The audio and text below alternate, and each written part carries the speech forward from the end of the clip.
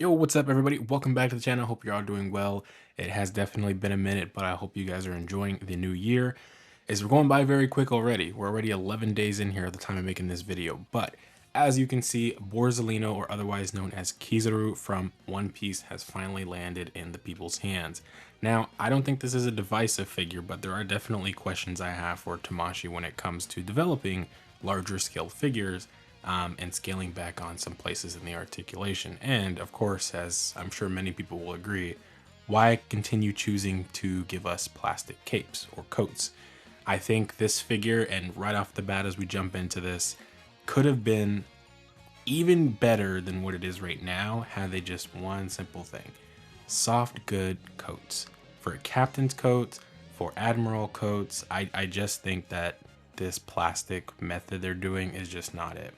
It can look good under certain circumstances, like a static pose, which what you see right now. That does work, but for a character like Kizaru, who is literally a man made of light, can move at the speed of light, and his garments are just flying everywhere, like it looks very limiting. And for a guy who's free flowing, I wouldn't want that while trying to pose a figure. But that's besides the point. I'm sure you've heard that many different times. I do want to break down and get into the accessories of the figure because I do think that they're very cool. Break down a little bit of the height comparison between some of the current One Piece figures we have, as well as just getting into the general articulation, of course, and final thoughts. So without further ado, let's jump into the accessories here and take a good look at them. So right off the bat, I'm bringing Gear 5 Luffy out here, Egghead edition, and you'll notice he has this tiny little Kizaru in his hand.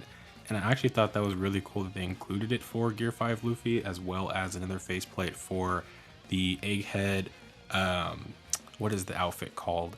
You know, the Vegapunk outfits. You get this extra faceplate, and I believe it just represents when he was initially having that interaction with Kizaru on the island and begin that first fight. And honestly, I mean, it's noticeably a little bit different from the other ones you have, but it's not crazy different. More so scene specific, if anything, and I'm sure you're noticing. Yes, my Egghead Luffy is actually peeling here in the yellow, unfortunately. Which, again, I think this figure would have done well as a soft goods figure with the actual outfit overlay. But you know, Tamashii chose to do that, and it's a budget figure, so I can't really complain, can I? But for this little tiny hand effect, I will say I had thoughts that Tamashii would, you know, paint it. And I know it's such a small little thing, you could paint it yourself, but I figured that they would do that on their end. I guess if I feel like I'm up to it, I'll paint it someday, but it's not really on my bucket list, if that makes sense. And plus, I mean, it's not super detailed. It's more or less just kind of a decent outline of him when he's being held.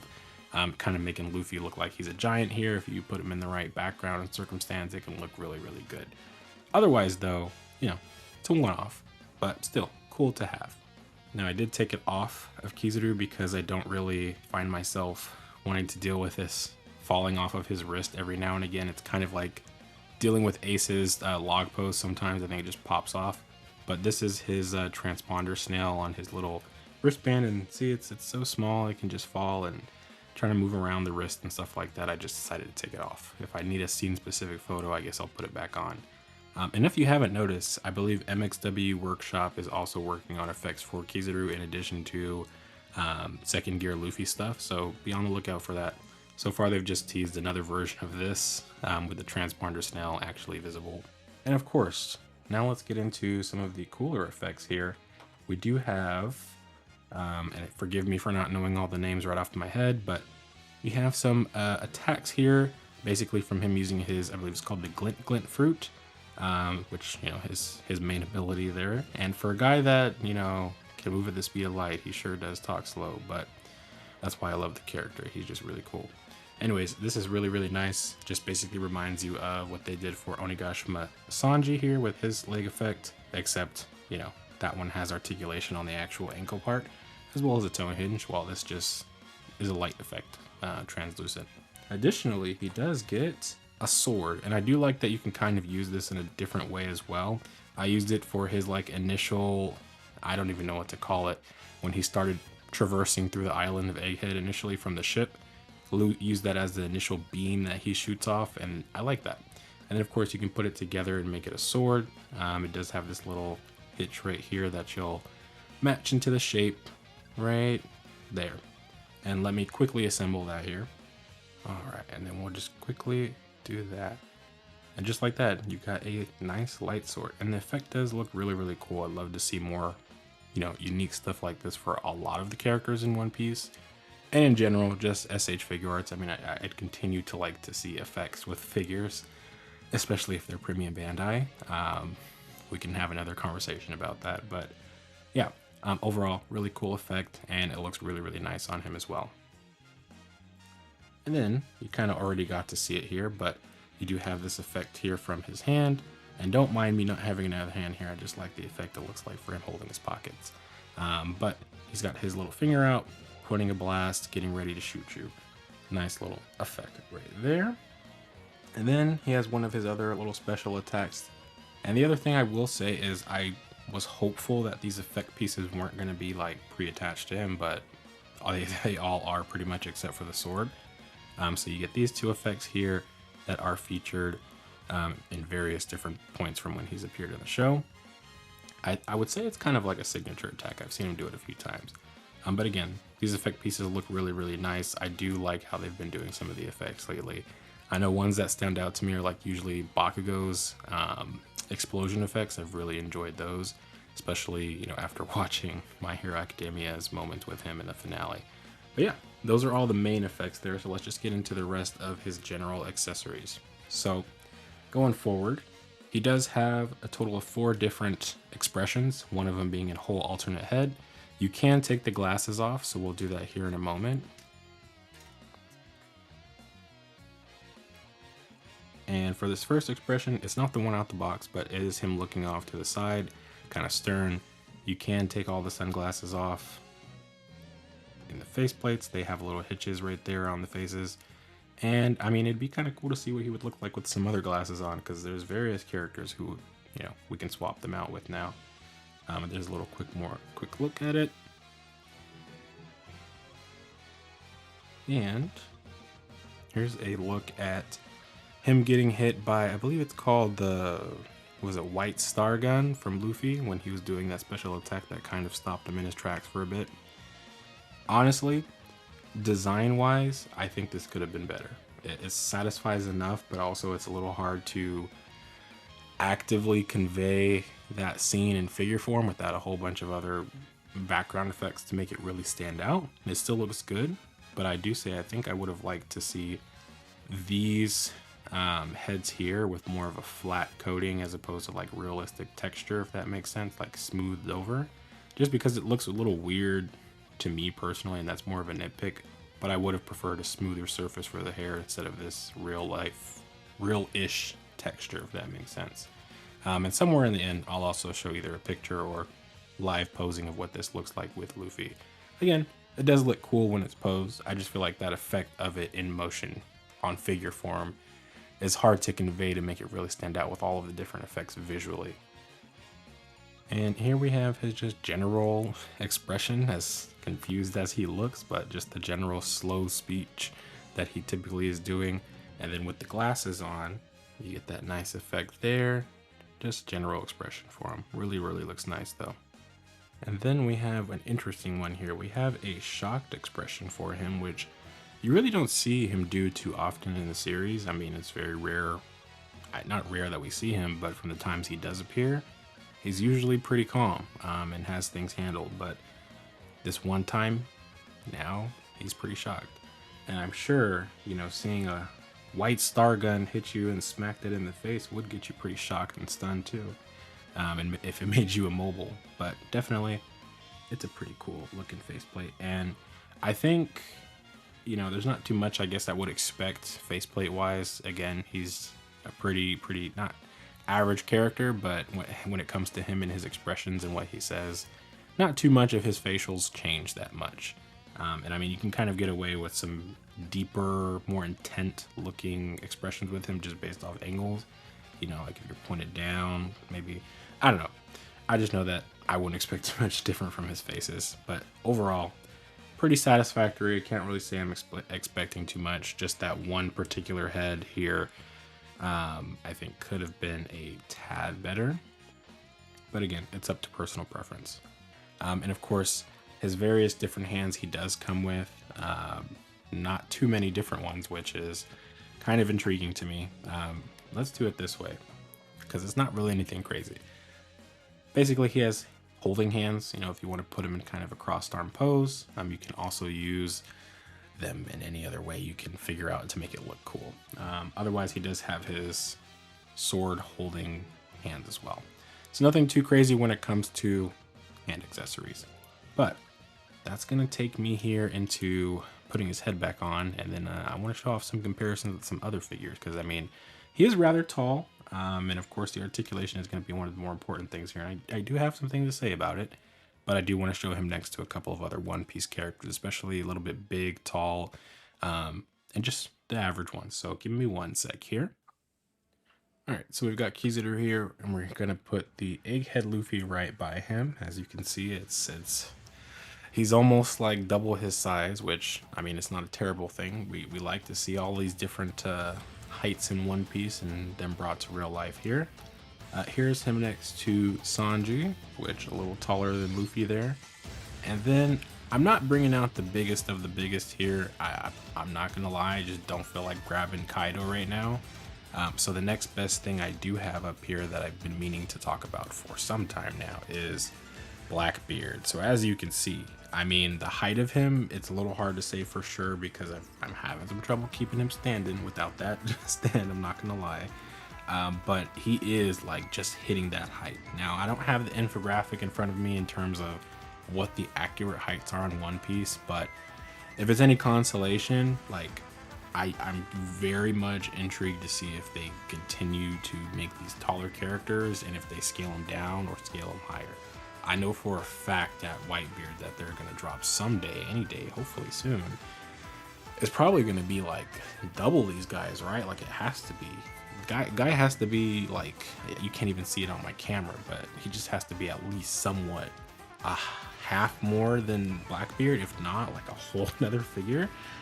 I don't know, but I am liking to see them do tall characters and at least make them look, you know, as they are in the anime. And of course, angles and stuff makes things look a lot better. But again, I am happy to see them continuing to do that as opposed to just scaling everything down. But with how anime is, manga, and how things look different in various different forms of media, always hard to say for sure what they'll end up choosing as the main height for a figure and whatnot. But overall, still very happy with how he looks aesthetically in that sense. I'm gonna put these guys away now, and we're gonna get into the articulation, which I think is going to have some probably, hopefully, people that agree with me here. And if you have some disagreements, put them down in the comments, because of course it's good to have an open mind about stuff. So, and again, I love this figure, but at the same time, like, I hate picking it up because I feel like I'm just gonna tear off the plastic more or the paint on that yellow every single time. Now, Kizaru here, or Borsalino, whatever you feel like calling him. I like saying Kizaru. We've got him here, and his articulation is, it's nothing crazy. I will say that, it's nothing crazy. If anything, we can bust him open really quick because I do want to show. So he's got this piece here. Think of it like, I want to say it's like the Jujutsu Kaisen figures. I do think this right here, maybe if you Dremel this a little wider, you probably could get a little bit more range there, but that's not something I'm going to do right now. But let me put this back forward here so we can go about like normal. So head articulation, neck articulation, that's about as far up as he's going to look. That's about as far down he's gonna look, and luckily the faceplates are not popping out when I do put pressure down there. He's got, you know, full 360 range of motion like that, so this on a double ball peg. Can look left, right, and such, and then there's neck movement there as well. So that's enough room in there for him to get some space. Now the arms, can he hit the T-pose? I would say yes, he can. Of course, my concern always becomes, I don't want to stress it too far. Like you can see on his right arm, it's fine to do so. And I just get worried that if I do it on his left side that I'm going to end up breaking something because it's not naturally moving up that high for me. But for reference. At least if the other side can do it, we should be good. I'm just being cautious on mine because, you know, these things sometimes like to break on people, and with it being a premium Bandai figure and it costs $165 for, you know, people who pre-ordered at least. Oh boy, I don't want to spend that much money to get a replacement part. So he has a bicep swivel like any other figure, full 360 there. He has his arm joint there, and it's not double jointed, which I don't really understand the decision there, but you know, I'm not the head of Tamashii and the departments for the One Piece.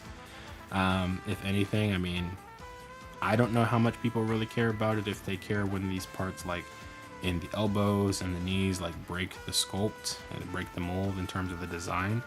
For me, since it is a suited character, I would have preferred if they could try to do something there, but again, they went with the single jointed arms, which I guess I really wouldn't expect them to do it. He does have his wrist swivel there. Again, he has his little transponder snail, and for me that can get in the way, but it just kind of floats there. It doesn't really sit in a stagnated position for me, which is why I find it annoying. However, gonna get rid of it soon anyway. But let's move into his torso and ab articulation here. So again, you saw what the joint looked like inside. We're talking about general articulation without using like the crotch piece there. That's about as far forward as I can get him. Of course, if I start utilizing like the whole thing, you know, get a little bit better there.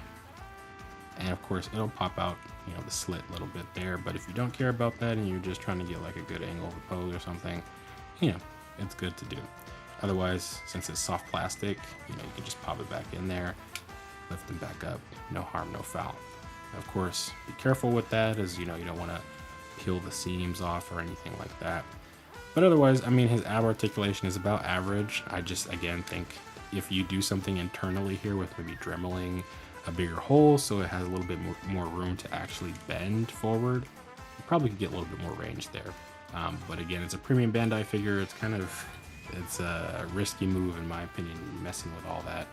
When they're more expensive figures, I typically don't do it on the more expensive ones. If it's like a cheap figure, yeah, you know, you can buy replacements pretty fast. But these ones, yeah, I already had a hard enough time trying to get him after, you know, his release, and I missed the pre-order, or I rather decided not to pre-order due to other circumstances. But getting into the leg articulation here, he can kick all the way up to a degree. You know, he does have this piece here kind of blocking him a little bit, but it does ride up a little bit if you push it, and he can get his leg up pretty high. He does have his thigh swivel there, and he can, I want to say he should be able to hit like a full splits here. Let's see. Yeah, he can hit a full splits. Of course, his bottom half of the suit is getting in the way a little bit. And then, of course, they went with single jointed knees. Now for him, he can get a pretty decent range out of them. I mean, it's not the worst. Of course, there are other characters, unfortunately, who suffer. But I would love to see double jointed knees just be a standard. I mean, I get that they didn't want to break the mold here, but you're already doing that here. Like, at that point, you might as well just go double jointed knees. And for many people's feedback when it comes to the One Piece line, the question becomes, why are we not doing double jointed knees more? Why is it such a inconsistent thing here? And I could understand it. I could understand it. You know, if majority of the characters, it made sense to do that, just in terms of aesthetics. But articulation wise and how the figures are and just what these characters are capable of doing, I would rather see them able to pose in the best ways possible. Meaning they should just have that articulation at hand as a standard. And again, and I've said this in many videos in the past, I don't know why the information that they have across these different studios, or rather teams within the company, are not like not collaborating, but sharing that information of what's working with this line and that line, and making it a prominent feature across the board going forward. I don't know what their full process is with that, but I feel like it should be a little bit more of something that's happening, because it's just been on and off with figures lately, in my opinion. But when it comes to the ankle articulation, he does have some mobility there. It's not going to be anything crazy with, you know, range. It's going to go down about that far, and I wouldn't push it anymore because I feel like I'll break it. Going up, not too bad. It's actually pretty nice. And then, of course, you have your swivel, left, right, and you can move it around. Then you have your toe hinge there. So all in all, while he is not a bad figure articulation-wise, it just does leave a little bit more to be desired. I definitely think that they could do a little bit more there. And, you know, I probably forgot to say it, but his articulation with the shoulders is really not that bad either. With the butterfly joint, you know, he can hit it across. If you are trying to do that crossed arm pose, I mean, they advertise that he can do it. It sure would be something if they advertised that he could do it and he couldn't do it, right? Kind of reminds me of, you know, the Mezco Doctor Doom. That sure did hurt me when I found out he didn't have a butterfly joint like that at least. Don't you guys love when your lights die mid-recording? Yeah, sorry about that. But again, it would be very weird if they advertised he could do that, and he really can't. But overall, like I said, not the worst figure. Could be a lot better. While I have him here, let me put on his other, you know, head that has the, whatever we call that effect on him, from Luffy's doing his white star gun effect, and show you what that looks like while we get into the next part of this video, which is just going over just in general thoughts, opinions, and what I pretty much kind of hope to see going forward as we're here in 2026 with the One Piece line. All right, and there you go. You see that new white star gun effect there as we close off into the video. And then in the back, I've got the Egghead Luffy there as well with that new faceplate. Overall, I mean, the set for what he comes with, it is nice. I just really will hit home that they need to do away with this hard plastic coat cape thing that they've been doing across the line. I would even say, like, and I'm not trying to pick on him, but like Blackbeard is one of those characters where I think they could have gotten away with his actual whole entire coat being soft goods, just because it would have helped his articulation out like immensely more. He's not necessarily going to be doing anything super crazy with his articulation scheme, but it just would have made it look a lot better, as opposed to the thick hard plastic. And again, plastic on plastic is generally going to look fine, which is probably why they do it. But it's been shown again with many figures that they release themselves that soft goods can work decently well with the plastic aesthetic as well. So we'll have to see how that evolves. You know, with the One Piece World Coliseum stuff, always there's definitely room for innovation, and it shows that they can do that when they do these big events. Like Marco is just for the price, bro. As soon as he gets my hands, he better be a 10 out of 10. Like, there is no way you need that figure to disappoint. He better be a 10 out of 10 or superseding that. But overall, lastly, just Kizaru. I mean, articulation is good for the most part. Could be better in some areas, of course. Knees and elbows double jointed, please. I just want to see that become a little bit more of a staple. They are listening. They are making changes to the line as we go. So it's not like you can say they're just basically ignoring everybody. I mean, look at the new Marineford Luffy. That one literally finally has a thigh swivel. So they are taking the time to make increases and changes to the line. So I can appreciate that and not necessarily feel like it's just us being ignored. But when it comes to the soft plastic stuff, I think it's better to just make the decision to do away with it for a lot of stuff where it just doesn't fit well and most times feels clunky. Like this one here, it feels clunky when I want to pose it, and I don't really like that. But accessory wise, I do like everything that he comes with pretty much. Of course, like I said, I do think this particular accessory with this white star gun effect they're trying to go for could be better, could be a little bit more, it could stand out more is the best way to put it. Maybe some effect piece that's part of the head to just make it impactful for that initial punch, because it just isn't going to shine the same it does, of course, in the anime or the manga. It is a static piece here, but I don't know. I just wish they could have done something a little bit different there, but that leaves room for other creators to kind of do something unique and make it hopefully stand out more. I'm looking at you, MXW. Overall, if I had to make the recommendation to get him or not, it does come down to, can you afford it for that one? Because dude is almost like in the $200 range by now. You get lucky by hitting people that are only upgrading his price by like $5-10.